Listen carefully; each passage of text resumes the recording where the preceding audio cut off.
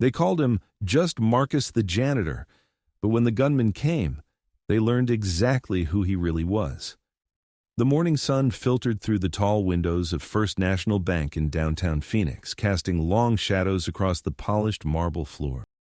Marcus Williams pushed his cleaning cart slowly through the main lobby, methodically wiping down each surface with the same quiet precision he'd shown for the past 8 years. At 52, Marcus had become part of the furniture at First National. Employees barely noticed him as he emptied trash bins, mopped floors, and maintained the spotless appearance that the bank prided itself on. His gray coveralls bore only his first name stitched in blue thread above the pocket, and his weathered baseball cap was pulled low over eyes that seemed to see everything while revealing nothing. "Morning, Marcus," called Jennifer Chen, a young teller rushing past with her coffee. She was one of the few who bothered to acknowledge him, though even she had no idea that the quiet man with calloused hands had once been Staff Sergeant Marcus Williams, 75th Ranger Regiment, with 3 tours in Afghanistan, and decorations that gathered dust in a box under his bed. Marcus had chosen this life deliberately. After his discharge following an IED blast that left him with a slight limp and nightmares he'd never fully escape, he'd wanted nothing more than anonymity. The bank job offered steady pay, health insurance, and the blessed routine of a world where the most dangerous thing was a paper cut. The bank manager, Robert Sterling, emerged from his office looking harried as usual. "Marcus," he called out, his tone carrying the casual dismissiveness reserved for service workers, "make sure you get those streaks off the conference room windows before the 10 a.m. meeting." The board members noticed these things. "Yes, sir," Marcus replied simply, as he always did. He'd learned long ago that people heard what they expected to hear from a janitor: brief acknowledgments and humble compliance. What Sterling didn't know, what none of them knew, was that Marcus had been watching, not with suspicion or malice, but with the ingrained situational awareness that 8 years of civilian life hadn't been able to completely suppress. He'd noticed the man in the dark sedan who'd been parked across the street 3 mornings this week. He'd observed the unusual number of people in hoodies and sunglasses doing window shopping at the stores facing the bank. He'd counted the security cameras, noted the blind spots, and unconsciously mapped every entrance and exit. But Marcus kept these observations to himself. He was just the janitor. At 9:47 a.m., everything changed. Marcus was in the supply closet restocking his cart with cleaning supplies when he heard the sound that made his blood freeze. The metallic click of a safety being disengaged, then another, then voices harsh and commanding. "Nobody move! This is a robbery! Everyone on the ground now!" Through the partially open closet door, Marcus could see into the main lobby. 4 men in dark clothing and ski masks had entered through the front door, each carrying assault rifles that they held with the comfortable familiarity of people who knew how to use them. One moved immediately to the security guard, an elderly man named Frank who'd been looking forward to retirement next month. "Down on your face, old man," the lead gunman snarled, pressing the barrel of his rifle against Frank's neck.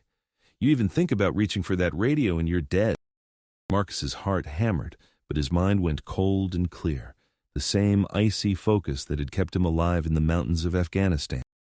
He assessed the situation in seconds. 4 hostiles, military-grade weapons, coordinated entry, professional execution. This wasn't a desperate grab for quick cash. This was something big. Jennifer Chen was behind the counter, her morning coffee now spilled across the floor as she knelt with her hands behind her head, tears streaming down her face. 3 other employees, Tom from accounts, Linda from customer service, and Rebecca, the assistant manager, were on the ground near the loan officers' desks. In the conference room, visible through the glass walls, Marcus could see Sterling and 2 board members pressed against the floor. "You," the lead gunman pointed to Rebecca, "get up. You're going to open the vault. Try anything cute and we start shooting civilians." That's when Marcus noticed something that made his soldiers' instincts scream danger. These men weren't just here for money. One of them was placing what looked like explosive devices near the main support columns. Another was unrolling wire from a large duffel bag. They were planning to bring down the building. Marcus had 2 choices: stay hidden and hope the police arrived in time, or act on training that he'd tried for 8 years to forget. He thought of Jennifer's young face, of Frank, who just wanted to see his grandchildren grow up, of Sterling who, despite his condescension, had a photo of his family on his desk. The decision made itself. Moving with the silent precision that had once made him a ghost in enemy territory, Marcus opened his supply closet fully and surveyed his options. No weapons, but 8 years of military training had taught him that everything could be a weapon if you knew how to use it. He pulled out a bottle of industrial-strength floor cleaner, the kind that could blind someone if it got in their eyes. He grabbed a heavy metal bucket and a mop handle that, with the right leverage, could break bone. From his cart, he took the glass cleaner and a handful of rags. The first gunman was facing away from him, focused on wiring the explosive device. Marcus moved like smoke, covering the 20 feet between them in absolute silence. The man never saw him coming. The mop handle caught him across the throat with precision that spoke of countless hours of close-quarters combat training. As the gunman dropped, Marcus caught his rifle before it could clatter to the floor and alert the others. 1 down, 3 to go. The second gunman was near the teller windows, keeping watch over the employees. Marcus waited until the man's attention was focused on the vault area, then emerged from behind a decorative pillar. The industrial cleaner hit the gunman's face mask, and as he clawed at his eyes, Marcus was already moving. The rifle butt connected with the base of the man's skull with surgical precision, enough force to incapacitate, but controlled enough not to kill. Marcus had learned the difference between necessary force and excessive force in places where that distinction mattered. 2 down. The third gunman had heard something and was turning, his weapon raised. Marcus dove behind the customer service desk as bullets shattered the wood above his head. Jennifer screamed, and Sterling was shouting something about calling the police. "Stay down," Marcus called out, his voice carrying an authority that none of them had ever heard from their quiet janitor. "Everyone stay exactly where you are." Using the desk as cover, Marcus low-crawled toward the loan area, staying below the gunman's line of sight. Years of moving through hostile territory had taught him how to become invisible in plain sight, how to use shadows and angles that others never noticed. The fourth gunman, the leader, was shouting orders now, his professional calm cracking as he realized his team was being systematically eliminated by someone who clearly knew what they were doing. "Show yourself," he yelled. "Come out now or I start executing hostages."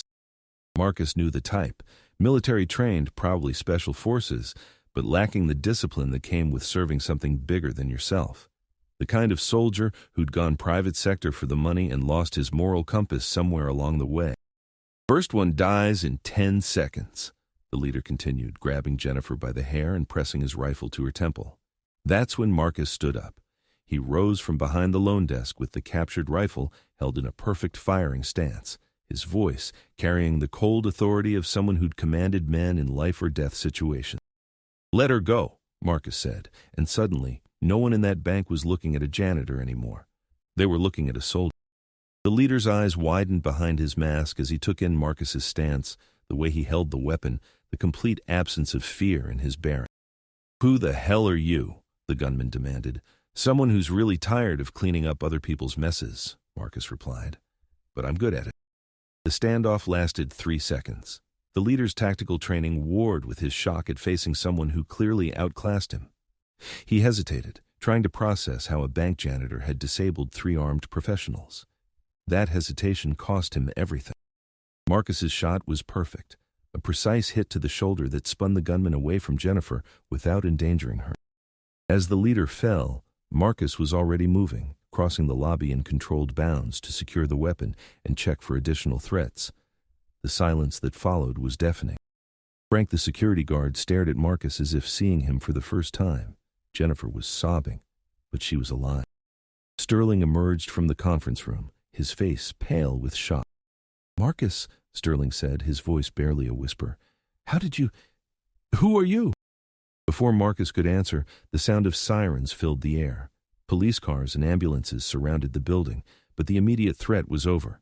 As paramedics attended to the unconscious gunmen and traumatized employees, Detective Sarah Martinez approached Marcus. She was a 15-year veteran of Phoenix PD, and she'd seen enough to recognize something special when she encountered him. "Sir," she said, "I need to understand what happened here. 4 armed professionals with military-grade equipment, and you took them down single-handedly using cleaning supplies?" Marcus looked down at the mop handle still in his hands, then at the faces of his co-workers who were staring at him like he'd just walked on water. "I did what needed to be done," he said simply. "That's not an answer," Detective Martinez pressed. "You moved like someone with advanced military training. Your weapons handling, your tactical awareness, the precision of your actions. This wasn't luck." Marcus was quiet for a long moment, then reached into his pocket and pulled out a worn dog tag that he'd carried every day for 8 years but never shown to anyone. Sterling read the name and rank stamped into the metal, his eyes widening.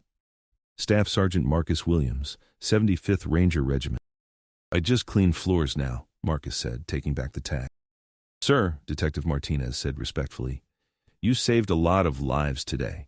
Whatever your background, whatever your reasons for keeping a low profile, you're a hero."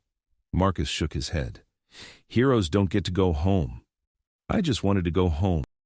In the days that followed, the story made national news. Bank janitor reveals military background while stopping armed robbery. Marcus found himself thrust into a spotlight he'd spent 8 years avoiding. The captured gunmen, it turned out, were part of a domestic terrorist cell planning to destroy the bank as a symbol of corporate America. The explosives they'd planted would have killed everyone in the building and potentially brought down 2 adjacent structures. Marcus had prevented not just a robbery, but a massacre. The bank board offered him a promotion, a corner office, recognition bonuses. Marcus declined them all. He accepted only one change. His nameplate now read Marcus Williams, Building Security Director, and his salary reflected someone whose real job was keeping people safe. He still pushed a cleaning cart sometimes, because old habits die hard and because he'd found peace in the simple satisfaction of making things clean and orderly. But now when employees saw him, they saw him differently. Jennifer Chen, who'd become something of a spokeswoman for the survivors, put it best in her interview with the local news. "We all thought we knew Marcus. We saw the coveralls in the mop and assumed that's all there was.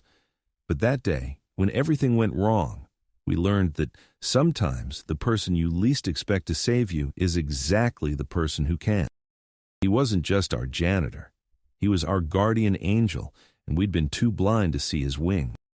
Marcus never talked about Afghanistan, never spoke about the medal ceremonies he'd skipped or the commendations gathering dust in his closet.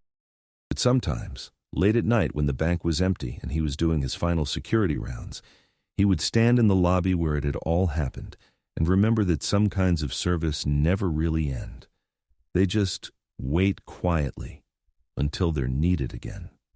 And in a world that often overlooks the quiet ones, the invisible ones, the people who clean up after everyone else, Marcus Williams had reminded everyone that you never know who might be standing guard in the shadows, ready to step forward when courage is called for.